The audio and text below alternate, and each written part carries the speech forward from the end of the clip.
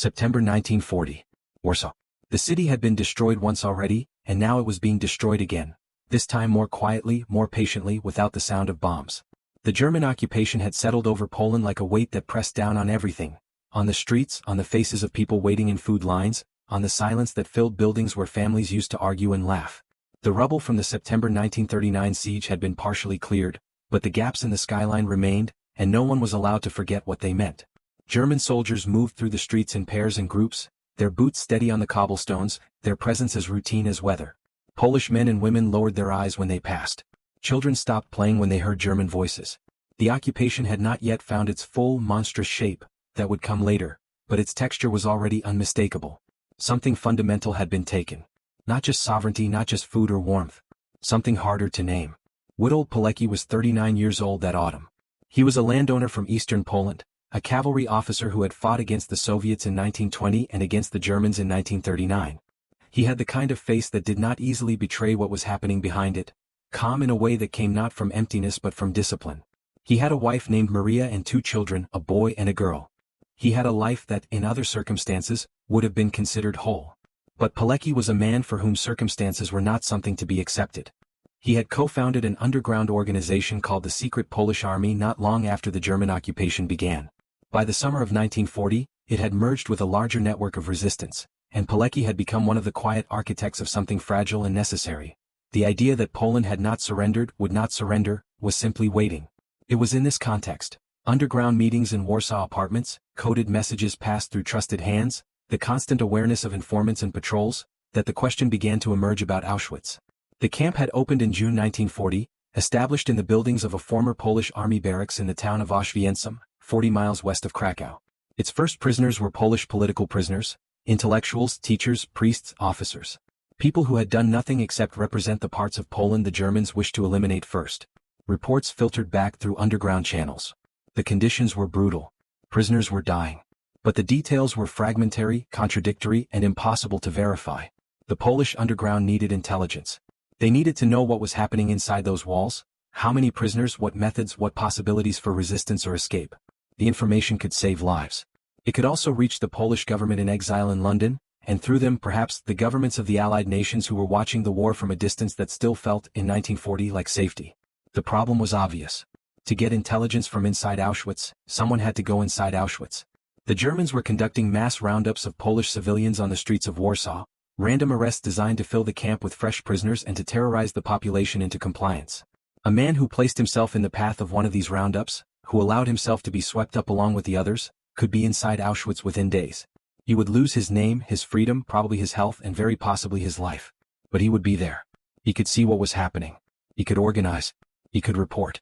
The idea was presented at a meeting of the underground leadership. Pilecki did not hesitate. He volunteered. His commanders tried to find someone else. The plan was considered and reconsidered. Every rational argument pointed away from it. To volunteer for Auschwitz was not the same as volunteering for a dangerous mission where danger was the obstacle to be overcome. In this case, the danger was the mission itself. The suffering would not be incidental. It would be total and sustained, lasting months or years, with no clear end and no guaranteed extraction. It was, in the plainest terms, an act of entering a place designed to destroy people and choosing to stay. Pilecki was given a false identity. He would go in as Tomasz Serafiński, a name taken from genuine documents belonging to a real person who would need to be warned and hidden. He was given no radio, no weapon, no means of communication beyond what he might be able to construct or improvise inside. He had no guarantee that any message he sent would ever reach anyone. He had no assurance that his organization would attempt to retrieve him. He was told he would be on his own. He said goodbye to his wife. The record does not preserve the exact words. It preserves only the fact of it, the silence of a doorway, the particular weight of a farewell that both parties understand may be permanent. On the evening of September 18, 1940, Witold Pilecki walked into a German street roundup on Żelazna Street in Warsaw and was arrested. He was one among several hundred people herded into a school building that night. He carried nothing that could identify him as Pilecki. He carried nothing that could identify him as a resistance member, an officer, a man with a plan. To every German soldier who looked at him, he was exactly what the roundup was intended to produce. Another nameless Polish civilian, another number for the camp.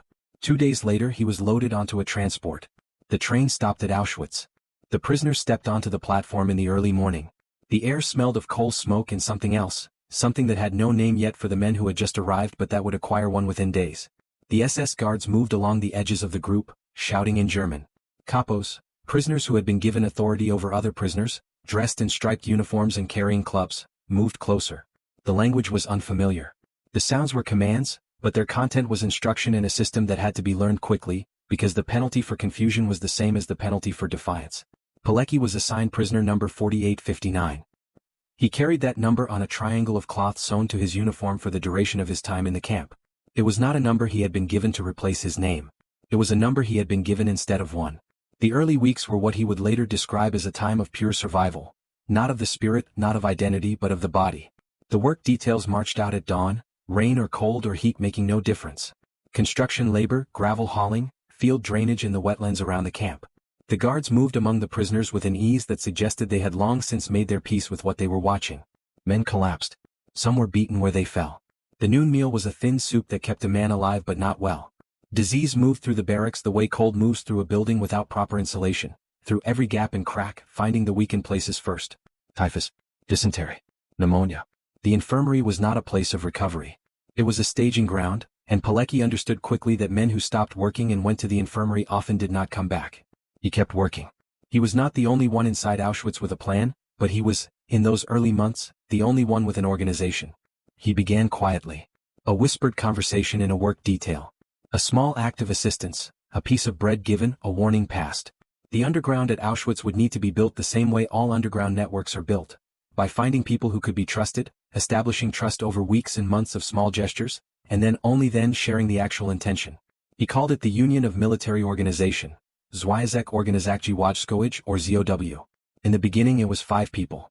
A former army officer, a teacher, a civil engineer, and 2 men whose professions Pilecki noted in his later reports with the same quiet precision he applied to everything.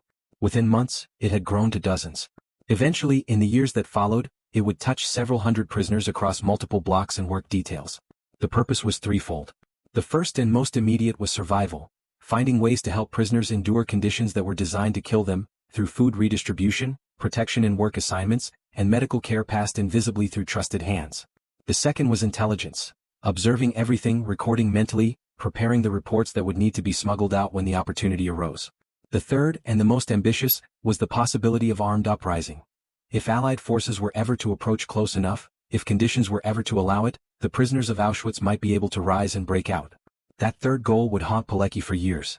But in 1940 and 1941, it was the second goal, intelligence, that gave his underground its most urgent purpose. The reports Pilecki began assembling were unlike anything that existed at that point about Auschwitz. They were not rumors, not estimates, not the second-hand accounts of people who had been told things by other people. They were first-hand observations written from inside the machinery of a camp that was becoming, with each passing month, something beyond what had originally been built.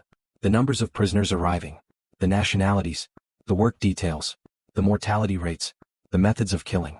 In 1941 and 1942, as the camp expanded, as Auschwitz-Birkenau was constructed alongside the original camp, as transports began arriving not only from Poland but from France, Belgium, the Netherlands, Greece, Slovakia, the Soviet Union, the reports grew longer and the facts more specific, more terrible.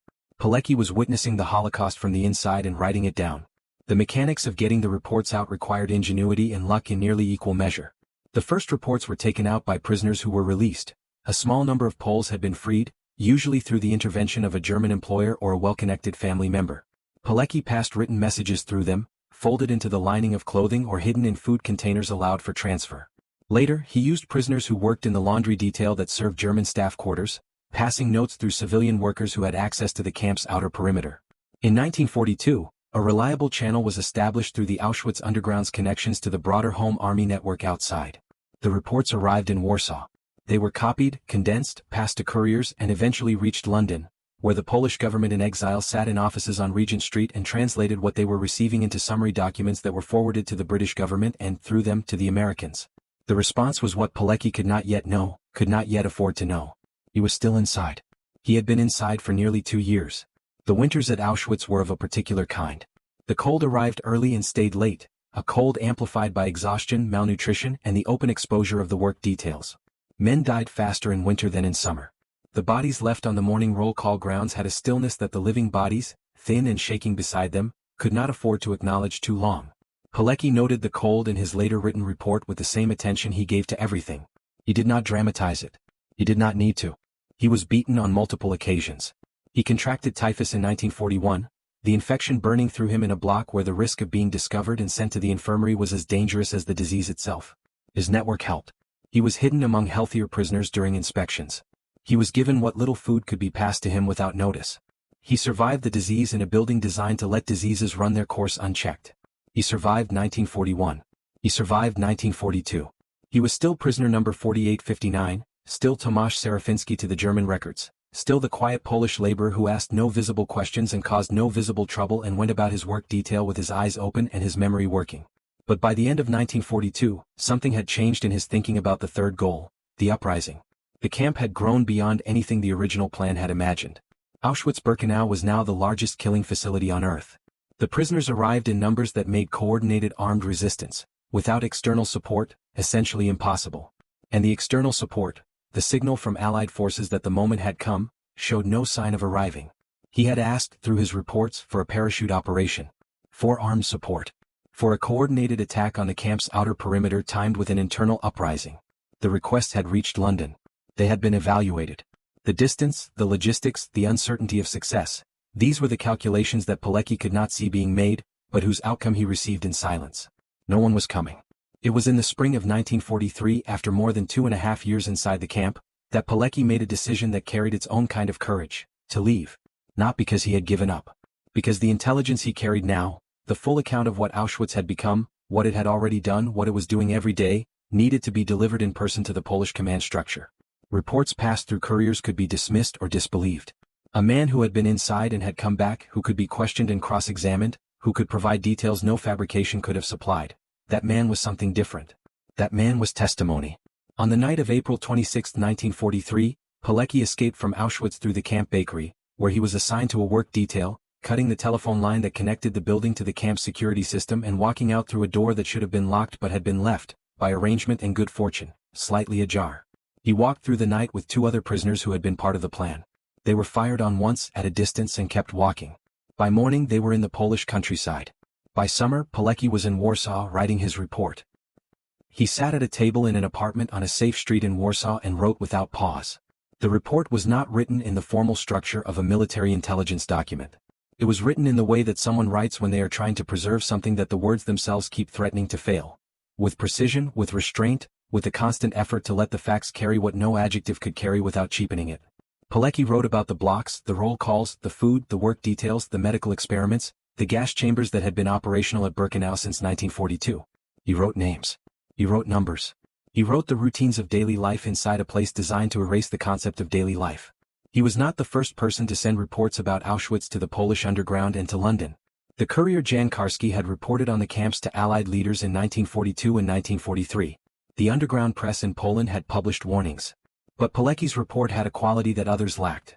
It was the account of a man who had spent 2 years and 8 months observing, documenting, and organizing from inside, who had not been a visitor but a resident, who had survived Auschwitz by knowing it completely.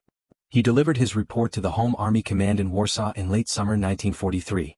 He titled it, with characteristic plainness, Report W. W for Witold. The report was forwarded to London. The Polish government in exile brought its contents to the British authorities.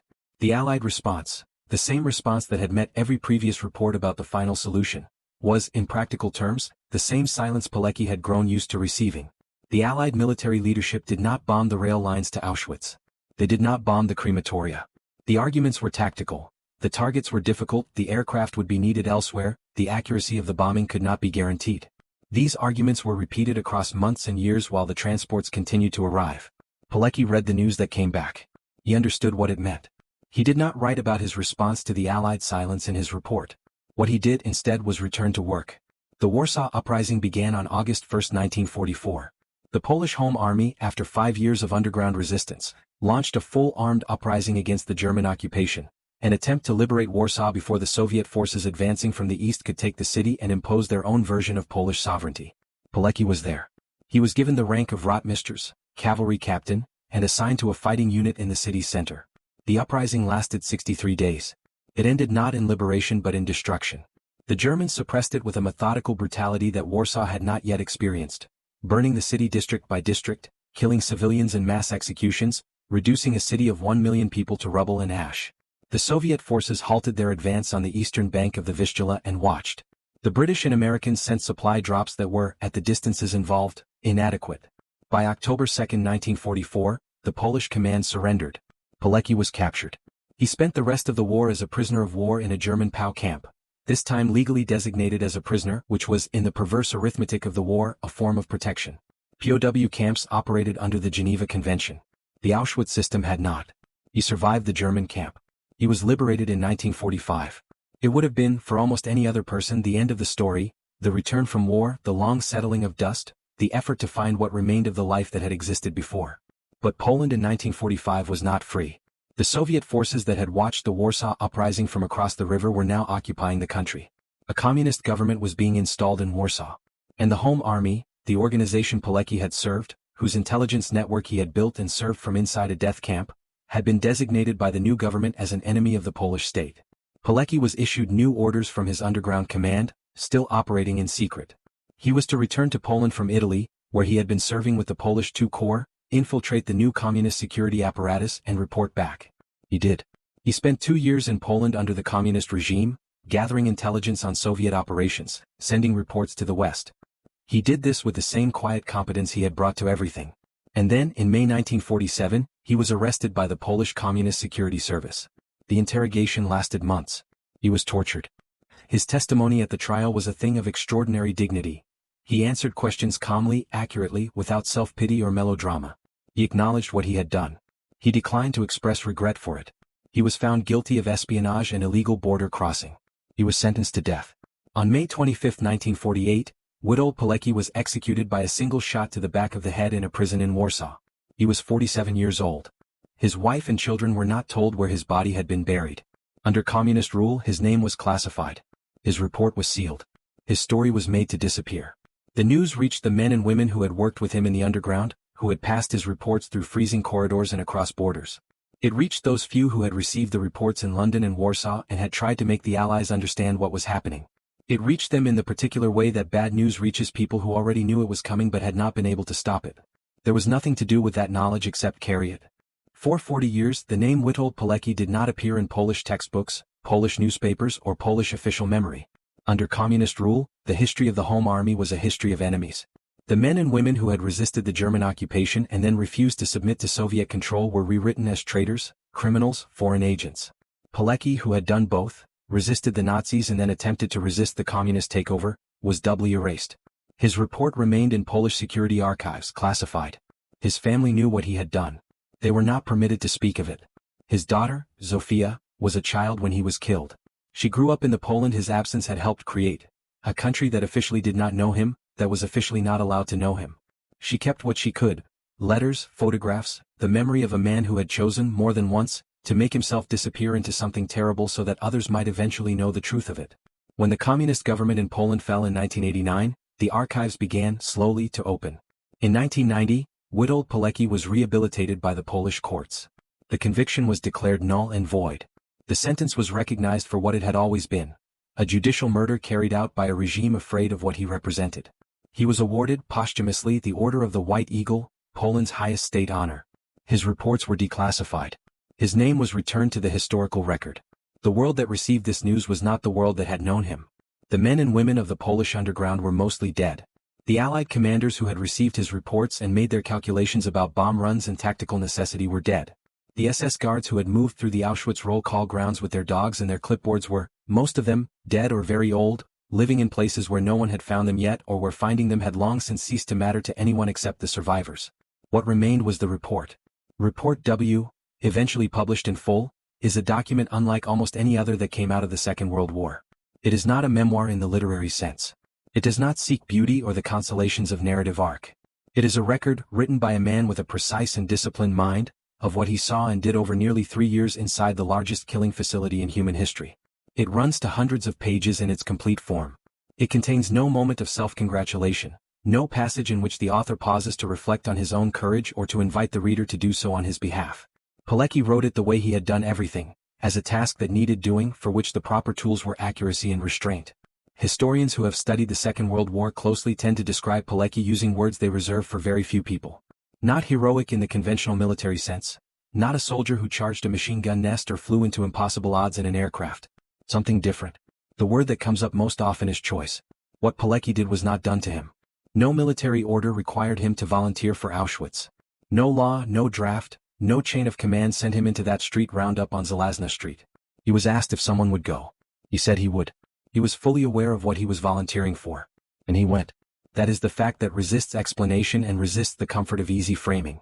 It cannot be accounted for by ideology, by military training, by the particular pressures that produce valor in combat.